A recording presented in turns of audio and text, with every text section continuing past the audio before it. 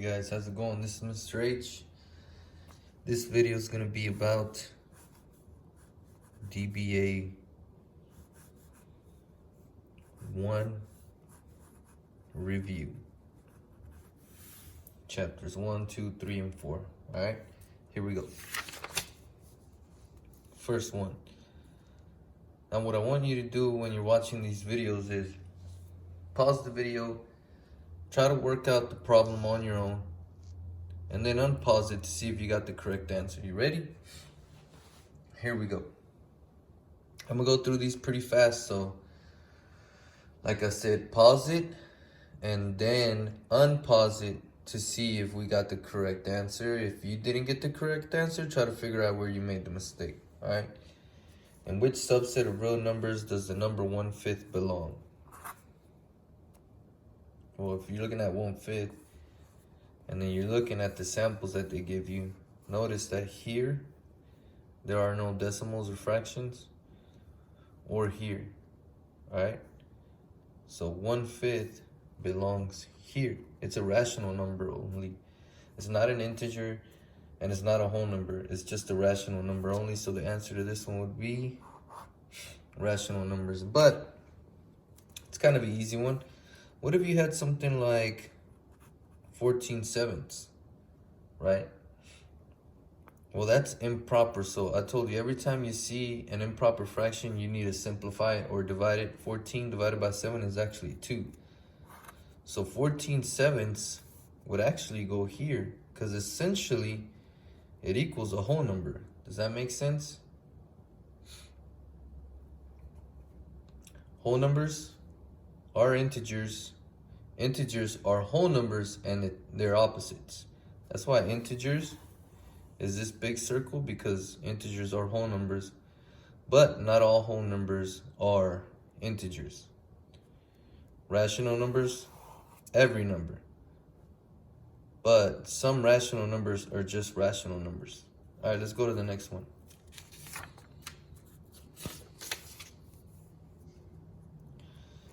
Which statement best describes the relationship between the two numbers plotted on the number line? So you got a -3 here and a +3 here. Well, without even looking at my answer choices, I know these are opposites. But let's see what the answer choices say. A, the number 3 and its opposite, -3, are represented on the number line. That's true. The number 3 and its absolute value, -3, incorrect, because absolute value is always positive. That's false. The number 3 and its identity, -3, nope. The number 3 and its equal, -3. 3 is not equal to -3. 3 and the opposite is a -3. So the answer is A. I know I went through that one kind of fast, but remember, you're pausing the videos. Pause the videos, then watch me work it out and see if we got the same answer. All right, next one. I know you don't have this at home, but you have a pencil, you have paper. Pause the video, try to work them out on your own. Next one.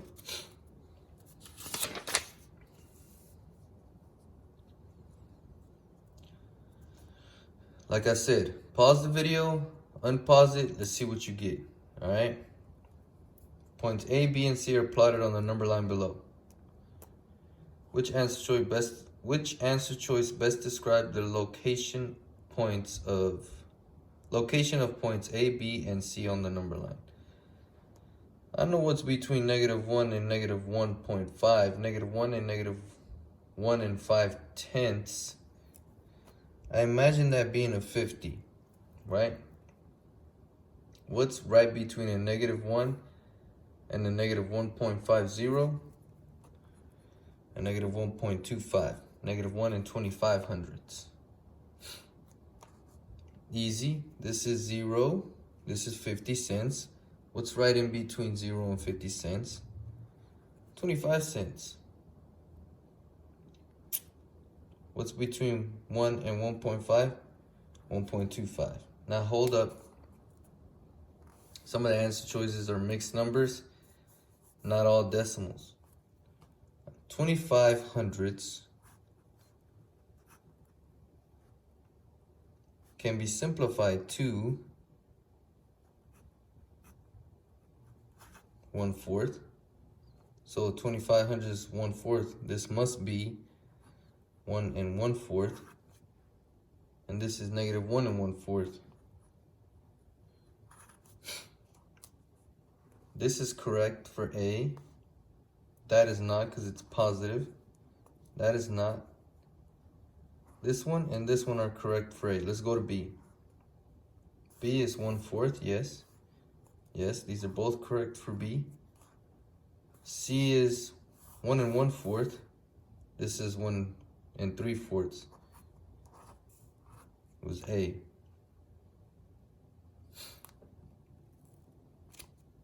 Let's go to the next one. Oh, I like this one right here. Which number below would be located somewhere between 2/3 and 7/8 on a number line? Okay, there's so many ways of solving this one. You can turn these into decimals if you want to, all right? Or you can use concept knowledge to be like, okay, wait a minute. I can look at these first and kind of get an idea of which ones would not be between there. 2/3 is more than half. 7/8 is more than half. So, okay, we can't have any rational number or fraction that's less than half be between these two, because both of these are more than half. You see any one of these that's less than half? Yep, that one. So that can't be it. Now we're stuck between 3/3, 3/4, 9/10. All right, for sure I know this one can't be it, because that equals 1. And both of these are less than 1. So 1's not going to be between these two numbers. 1's between 0 and 2. Does that make sense? So now I'm stuck between 3/4 and 9/10. Well, now you might have to turn these into decimals. Remember, numerator in, denominator out. 3 goes into 20 6 times. 0.66. It keeps repeating.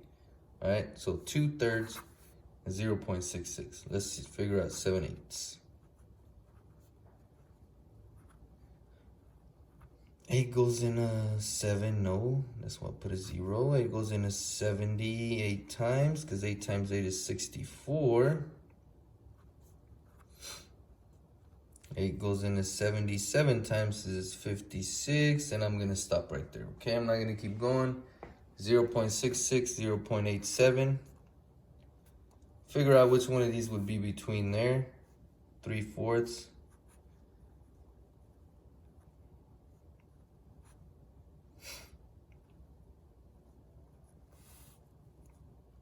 I can already tell it's that one. 0.75. You got 0.6, 0.7, 0.8 is this one. Why is it not D? Because this is 0 and 9/10. That's way more than 7/8. Does that make sense? Not way more, but it won't be between 2/3 and 7/8. This one's a tough one, but it can be solved. Turning them to decimals, comparing decimals. The only trick with this one is you got to know your place value. Let's go to the next one. Which of these is coldest to warmest? Coldest to warmest. Remember, the bigger the negative number looks, the less it is. So I already know it has to be Minneapolis first, because that's the coldest one.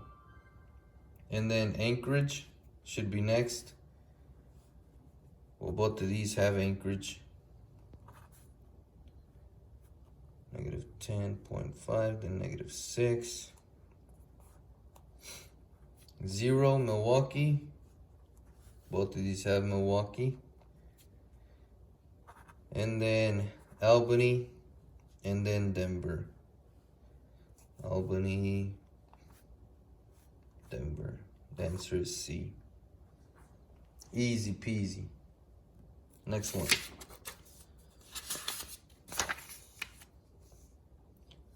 4 students worked on their math project. Joey completed 1/8 of his math project. Gretchen completed 49/100. Miguel completed 33%. And Sophia completed 3/7. Which of the following answer choices list these students in order from least amount of completed to greatest amount completed?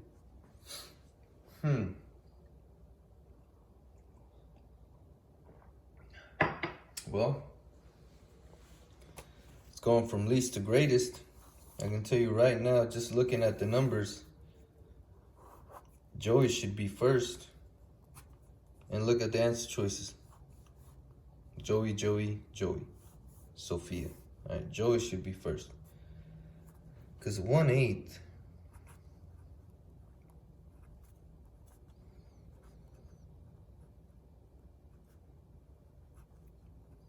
would be 0.125, I believe. Yeah, it would. 49/100. 33%. Miguel, this is Joey.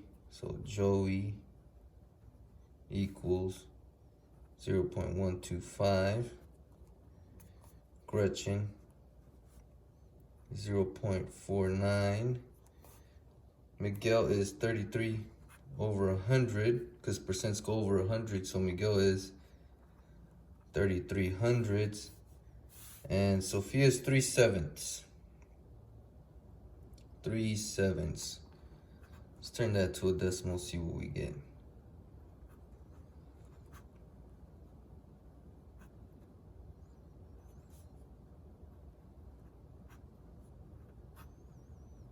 So it's gonna be about 0.42. So who was this?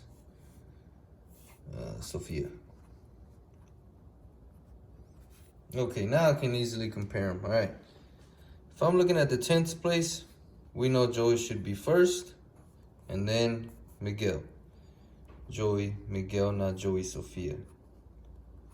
So these are good. And then we can't compare the 10th place, so we go to the 100th place. Which one is big? The biggest, the 9, so this one should be last. Gretchen should be last, Sophia should be second to last. The answer was A. This one's good practice on ordering rational numbers and turning fractions to decimals, percents to decimals. Very heavy question right here. Let's go to the next one. Remember, when you're watching this, pause the video. All right, pause the video, try to work it out. Don't feel rushed because I'm going through these fast, all right? Pause the video, work them out.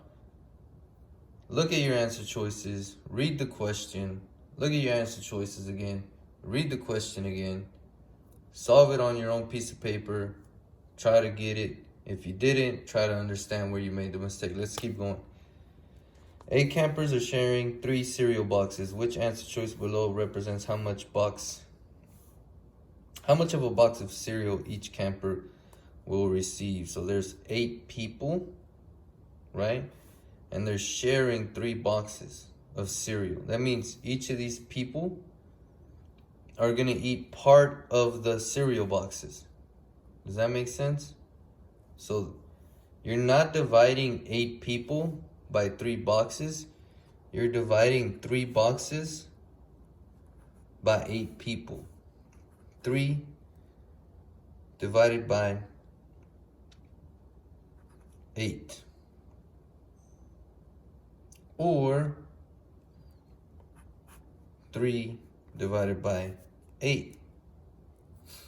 Does that make sense? Which answer choice below represents how much of a box of cereal each camper will receive? It's a division problem, but division problems can be written as fractions. I see it right there. Just to prove that this is the correct answer, I'm gonna do 3 times 8, right? I should get it that it can feed 8, like 3. 3 times 8 is 24. 8 times 1 is 8. 24 divided by 8 is 3. So yeah, we're good. Why wouldn't it be A? Because that means that each camper is going to be eating more than one cereal box. That's not possible because there's only 3. Why is it not this one?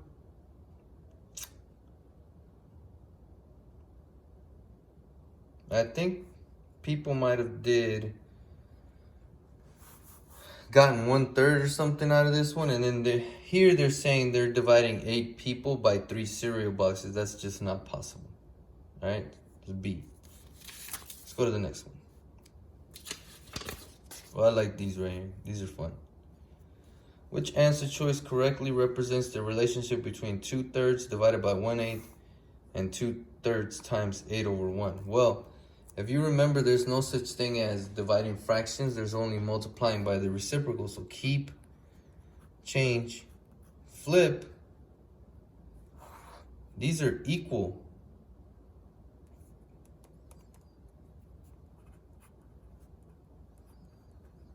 Equals the same thing as keep, change, flip. No.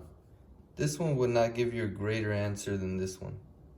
Doesn't make sense. You'll get the same answer because you have to do keep, change, flip or multiply by the reciprocal. This one's not correct because they are equal. D, simple if you remember that they are equal.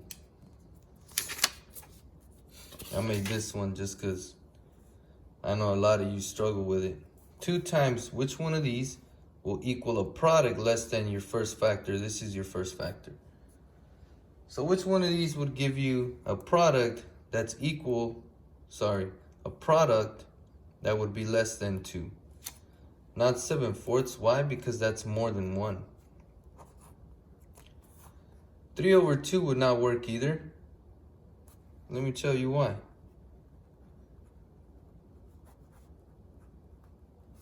That would be 3. 3 is greater than 2, so that doesn't work. See? Because that's a improper fraction. This one's almost a 2, right? That's less than 1, so it has to be this one. Let's see.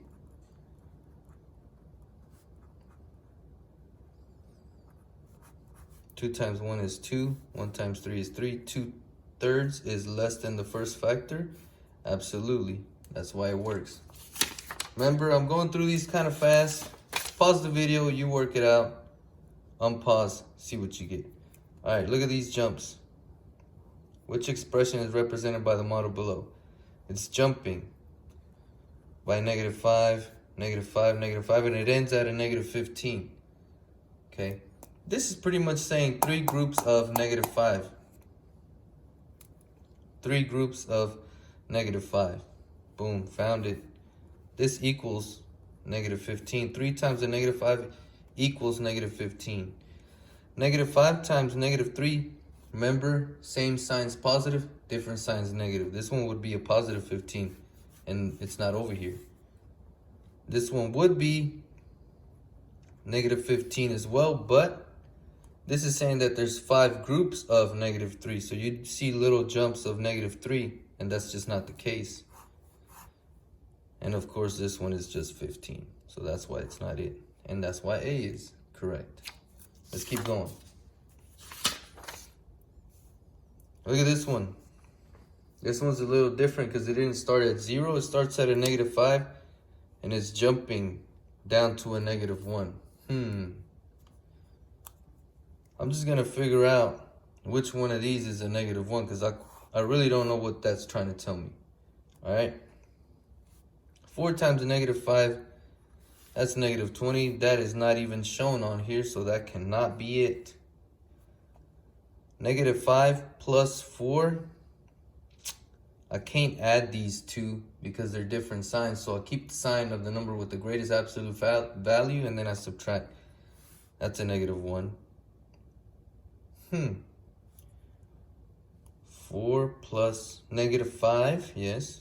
Plus 4 positives, boom, boom, boom, that might be it. 4 plus a -5 is also -1, but this kind of would have started over here and then had lines going all the way to the -1, so this can't be it. -5 plus 1 equals a -4. It's there, but it didn't stop there. B. Let's keep going. Which of the following expressions is equivalent to -2 divided by 4? -2 divided by 4. -2 divided by 4 equals a -1/2 or -0.5. This doesn't matter. This is just me doing a little bit of extra. -2 divided by -4. If I work this one out and I do keep change, I'm gonna end up with a +2, and that's not the case there. This one would be a -2 divided by a -4. Two negatives equal a positive, so this would actually be 0.5. 2 times the -4 would be -8. This one's it, because it doesn't matter which one of these is the negative. As long as you keep the 2 in front, you'll be all right. 2 divided by -4 does give you a -0.5 or a -1/2. Let's go. During a tennis match, Alice got 4/5 of her first serves in. She served a total of 75 times. How many of her first serves did Alice get in? I've told y'all this plenty of times. Anytime you see a fraction of something, you remember what to do? Multiply. Multiply that out. 4/5 times 75 over 1. I don't know that. 75 times 4. 20, 28, 29, 30. 5 times 1 is 5. 300 divided by 5. Let's do that over here. That is 6. The answer is D. There's another way you could have done this one, okay? Ratio table. 4 is the part, 5 is the whole. Total of 75. Put it here, right? You can scale up. You can go directly to the 75, but I can't think of a number. I know of a number 25. And I know how to make 25 75. That's 3. And that's my answer. This is only possible because these are friendly numbers. All right, let's keep going. But the way I would like you to solve it, this way. There's another way. Making that 4/5 to a decimal, 0.8 times 75 also equals 60. Let me show you real quick. 7 times 8 is 56, plus 4 is 60. How many decimal places did I have? 1. See that? So here's 1, 2, 3 different ways of solving that problem. You just got to remember to multiply. Of something, multiply.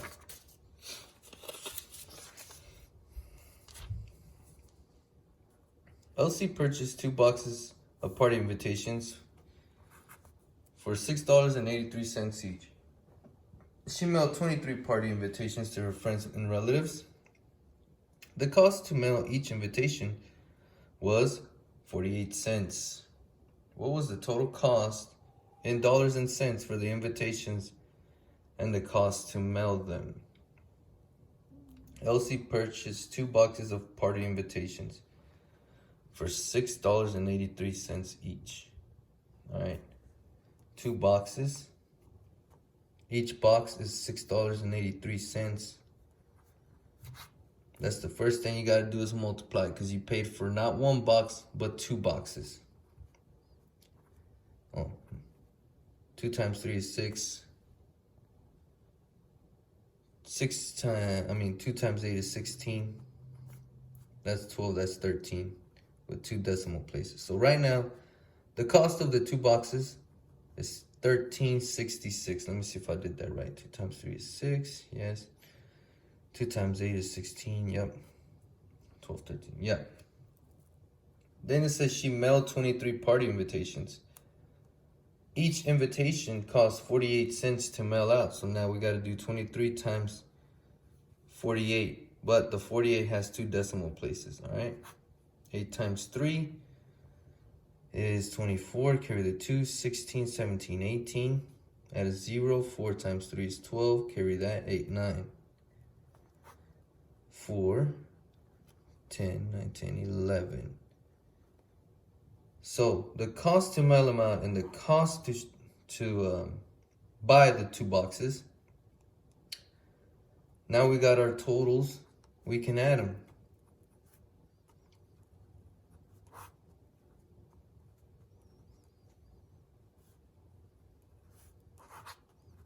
So to buy the boxes and to ship out 23 invitations, $24.70. That was a heavy question right there. But something like this could be asked on the star.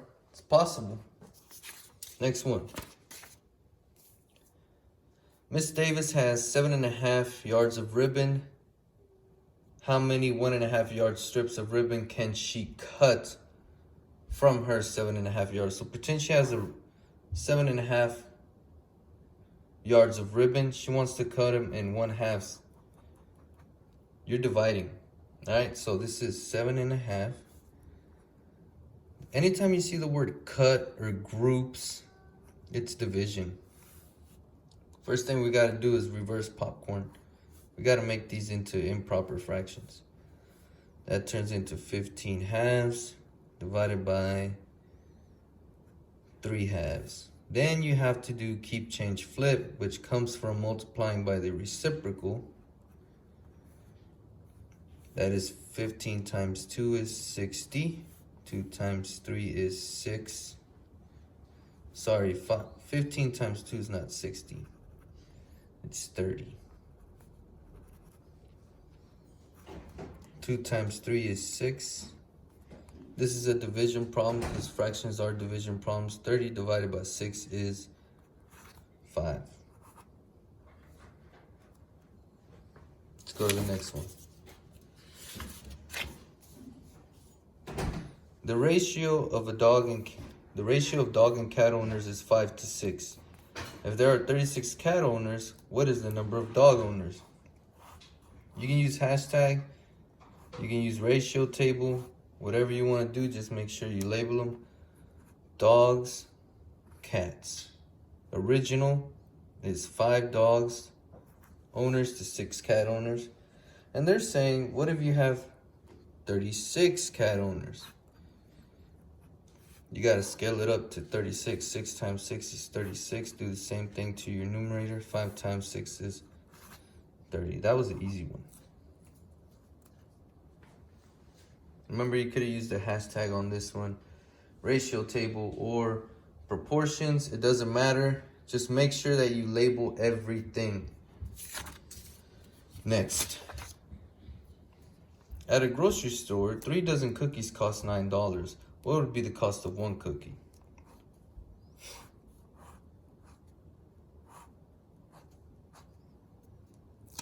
Three dozen cookies cost $9. What would be the cost of 1 cookie? It's money, cookies. Now, here it says 3 dozen cookies. You have to know what a dozen is. 1 dozen is 12 cookies.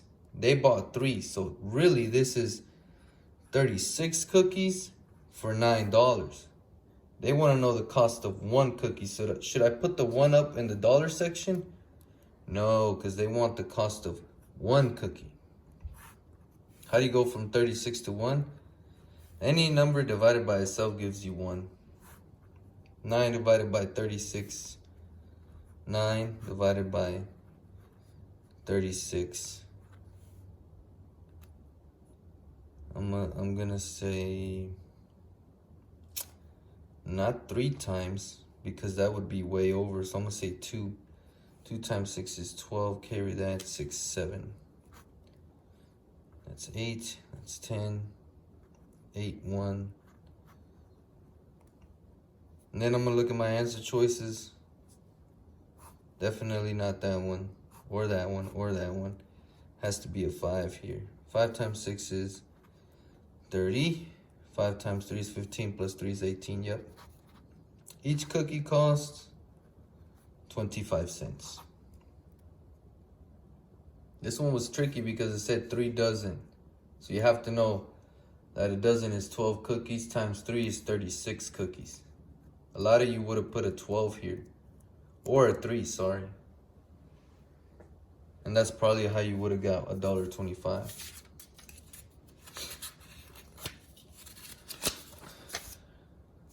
Almost finished, guys. You don't have to watch the whole video through, okay? Take little breaks. The ratio of girls to boys is 3 to 2. Which proportion below could be used to calculate X, the number of girls when there are 84 boys? Set up a hashtag on this one. Girls to boys. Original ratio is 3 to 2. What if there was 84 boys? You don't put the 84 with the girls, you put it with the boys.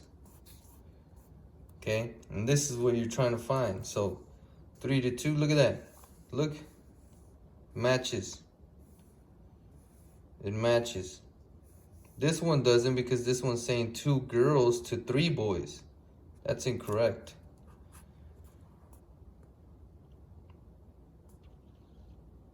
This one, they put the boys. If this is girls, this is boys. They put the boys with the girls. That can't happen. This is not the original ratio. It's not 2 to 84. Does that make sense? Hey, it didn't ask you to solve it. It just said which one of these could be used to solve for X.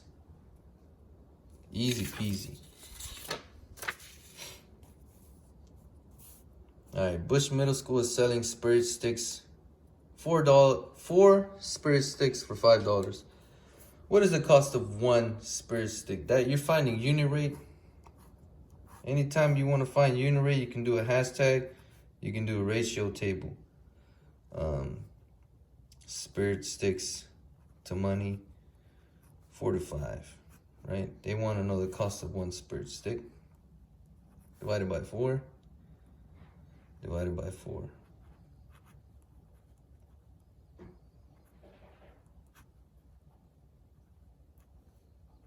That's 2, that's 8, that's $2.25. C. I know I'm solving these fast, guys, and I don't expect for you to solve them that fast. That's why I want you to pause the video and you try working it out. Okay? Then unpause it and see if we get the same answer. Let's keep going. Students collected a survey to see which cola was preferred most. People preferred cola A to cola B by a ratio of 9 to 7. If 108 people preferred cola A, how many people preferred cola B? Hashtag or ratio. I'm going to use a hashtag on this one. Cola A to cola B. Original ratio is 9. A, 7. B. They want to know, what if 108 chose A, then how many would choose B? I know 9 times 10 is 90. 9 times 11 is 99. So maybe it's times 12. I don't know. Let's check. Yep. So 7 times 12. 7 times 2 is 14. Carry the 1. 7 times 1 is 7 plus 1 is 84. Easy. As long as you know how to do the ratio table or a hashtag, you will be good. But make sure you label your numbers and you put the numbers in the correct columns. Easy stuff. Shelby is following a recipe to make punch for her party. The recipe calls for 5 cups of juice for every 2 cups of soda. How many cups of soda will she need if she plans to make at least 56 cups of punch? I love this problem right here. This is an awesome problem because it gives you a ratio that says 5 cups of juice to 2 cups of soda, but it's asking for punch. It'll make sense once I explain it. So, how many cups of soda will she need if she plans to make cups of punch? Soda to punch. All right. Here they don't give you punch because that's the recipe for the punch. Does that make sense? You need 2 cups of soda to make 7 cups of punch. Where did I get the 7? 5 plus 2 is 7. And it says here, the recipe to make punch is 5 cups of juice and 2 cups of soda, which makes 7 cups of punch. That's where you get your original ratio. Once you find your original ratio, put the 56 where the punch is, scale it up. What's your scale factor? 7 times what gives you 56? Times 8. 2 times 8 is 16. D. Got it? Let's keep going. This is the most recent stuff we've learned, guys. Percents, fractions. You're saying probably there's no fraction, but there is. Look, 6 out of 10 people reported they like coffee. What percent of people reported they like coffee? 6 out of 10. That's 6/10. I taught you several ways of making fractions to percents, but the most effective way that always works, no matter what, is making that a decimal, multiplying it by 100, right?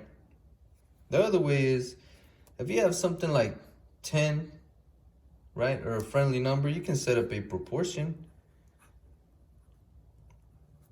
Because you know percents go over 100. It's 60%. The other way is make it a decimal first.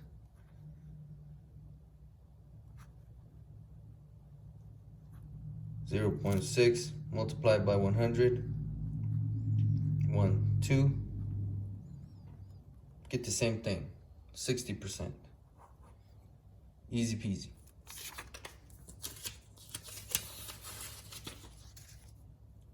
Tasha purchased a $40 t-shirt on sale for $30. How much of a discount did Tasha receive? Total of the shirt is $40. She paid only $30.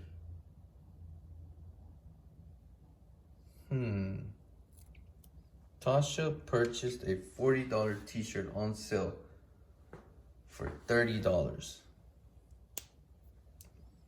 So, how much of a discount? Well, the discount she got was $10. So really, I should write it as 10/40ths, because this is what she actually got discounted off, was $10. Does that make sense? Once you find the discount, that's a fraction, okay? Which simplifies down to 1/4. Make the fraction a decimal.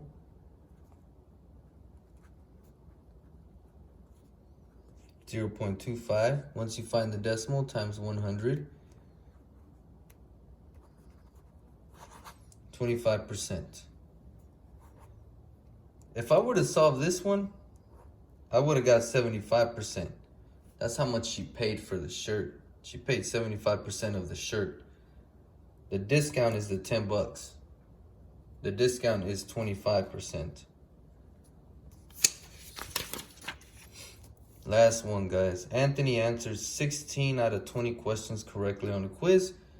You know how to do this. I've been teaching you how to figure out your grade since the first CBA.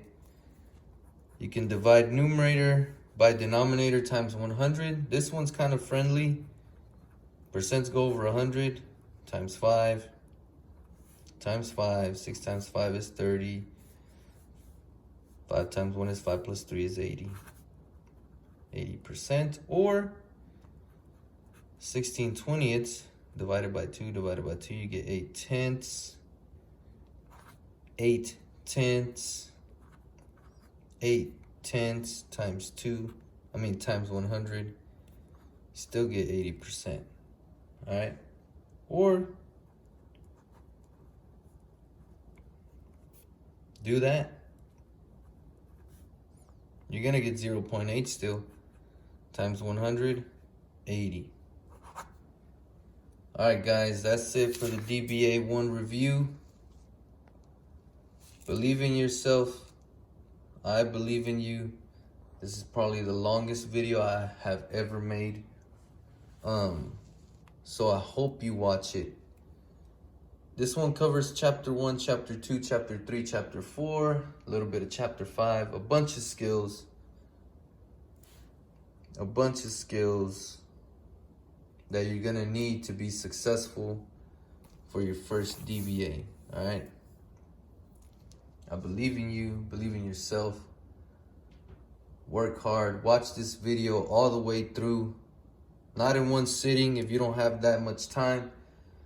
Chunk the video, watch 5 minutes here, watch a couple problems, work a couple of them, unpause it, watch it, go straight to the answers if you want to. But make sure you watch the video, you work the problems out. Let's go, you got this.